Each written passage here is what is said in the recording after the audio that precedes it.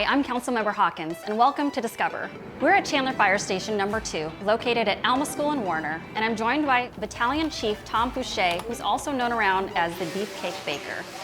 On today's episode, we're getting a behind-the-scenes look at life inside the fire station, and I'm getting a lesson in the legendary Firehouse Cobbler. We've got a lot to discover, so let's get started.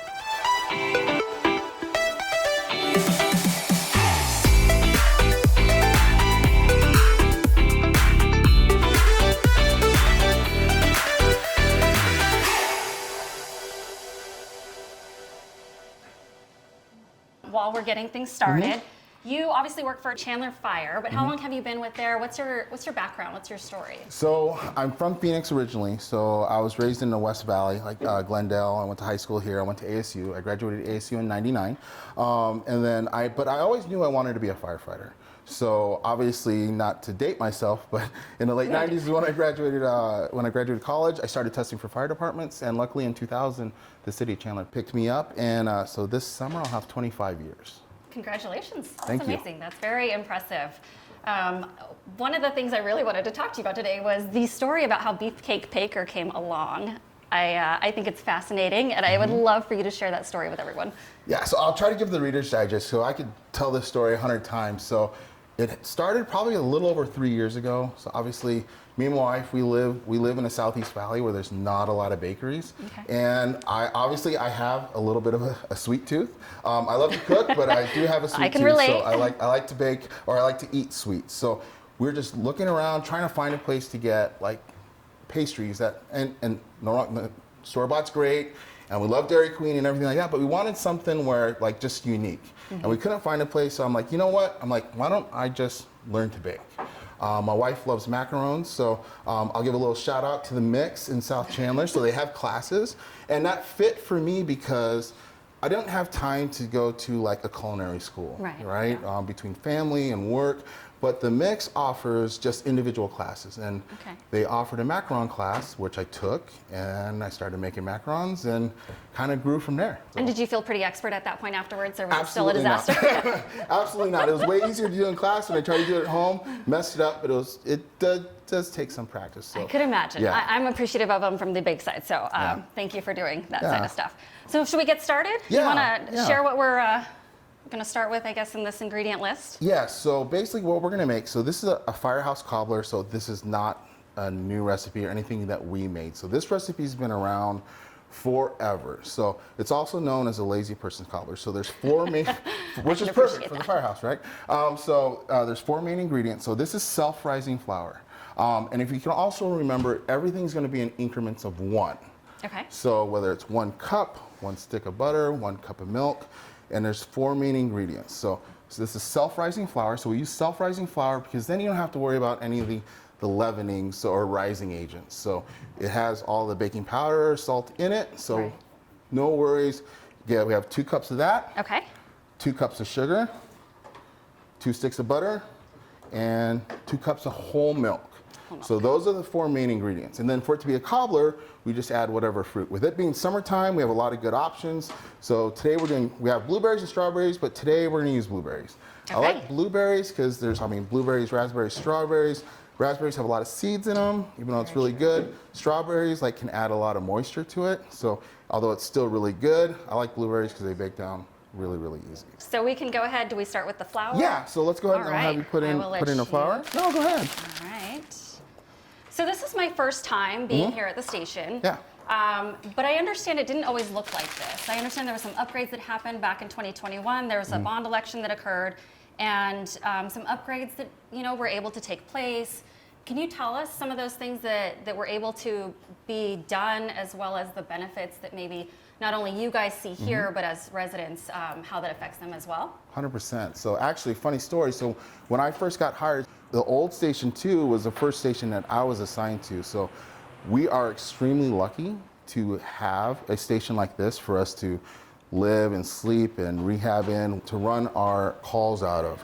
So we really want to thank the citizens for that bond election. But the biggest thing between the old Station 2 and then this new station, one is just the size. Right. So we're able to fit more capacity. So the older station had 2 bays in it, so we had enough room for our 1 truck and our rescue. Okay. So this is one of the busiest districts in Chandler. So what would happen is when we just have the 1 truck here, as that truck was on a dispatch or a call, if another call kicked out, we would have to rely on outer districts or our neighboring cities. So which added a little bit of response time. Yeah, but now that we have a larger bay, we added a 2nd unit here. So if 1 truck's out and we have those stacked calls, we're able to capture more of those calls in this district. So other things, a lot of safety stuff. We have an area where after fires, we can set our turnouts, let them off gas, and we have our own extractors. Every station has an extractor, but between the new station and our old station, we have a special area for it. And what is an extractor? So an extractor, if you imagine just a large commercial washer, but specially made for our turnouts. It comes with a special detergent. So a service that we used to have to take all of our turnout gear and have it professionally cleaned, we can do in-house now.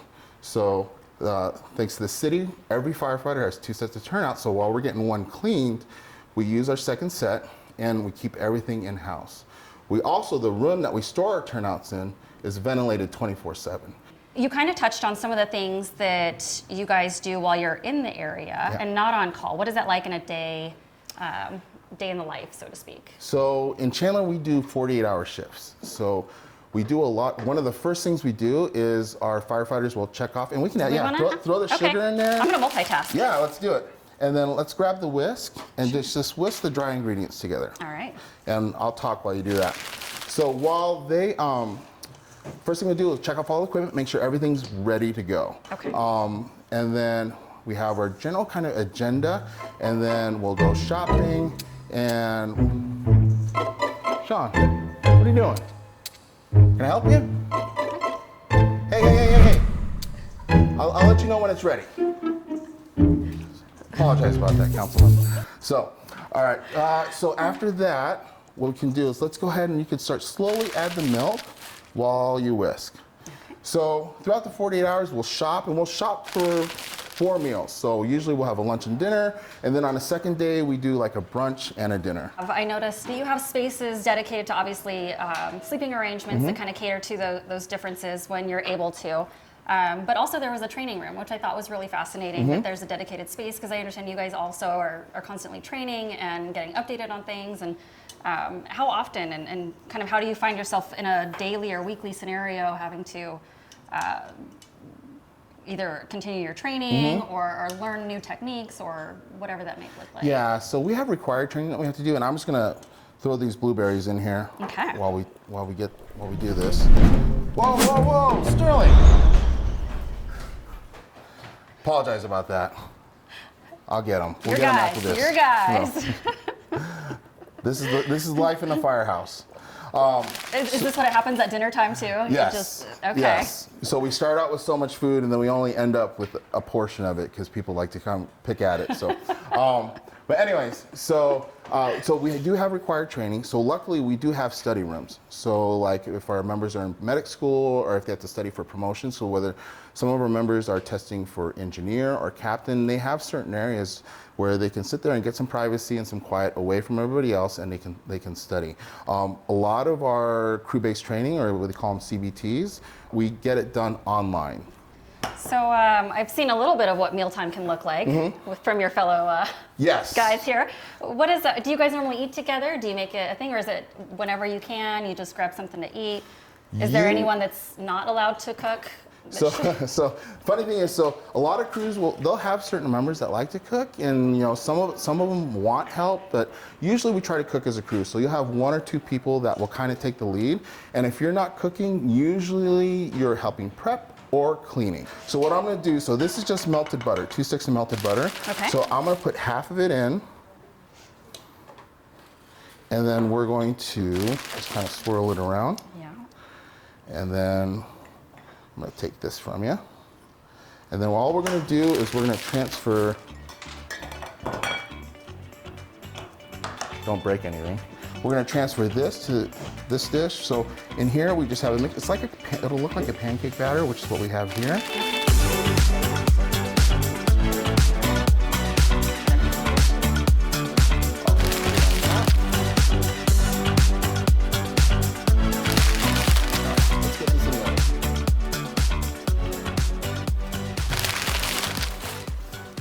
All right.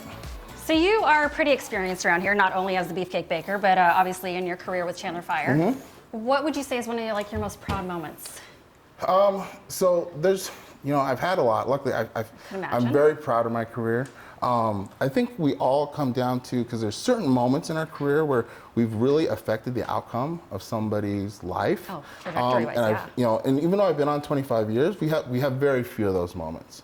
So there's been a couple moments where I've had either something that I've done or my crew has done, and it's really affected the outcome of that person's life. So there's one or two of those in the 25 years, which has actually made, if you get a couple of those, it makes that'll make your career. Because we can run a lot of calls, but every now and then you'll have those one or two where it's like, okay, I did something that affected that person's outcome. So yeah, a couple of those.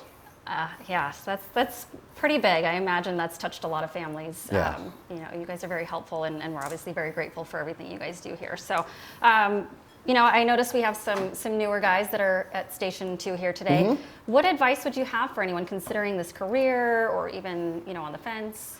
So if you're considering becoming a firefighter, I would just say, for sure, check it out.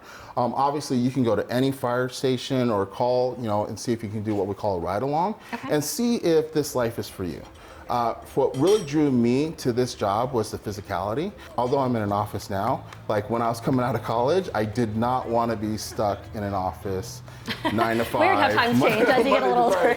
But I wanted something different. I wanted something different every day, something that was physical, something that was just, where obviously I can help people. Yeah. So if those are things that you're interested in, and community service, you're empathetic, and you like the physicality of something, this might be the position for you. But I would definitely say check it out. Yes, yes. All right, council member, through the power of TV, we have a finished cobbler here. That looks delicious. So 40 minutes in the oven, looks like that. One last thing to do, we're gonna put an icing on. Okay.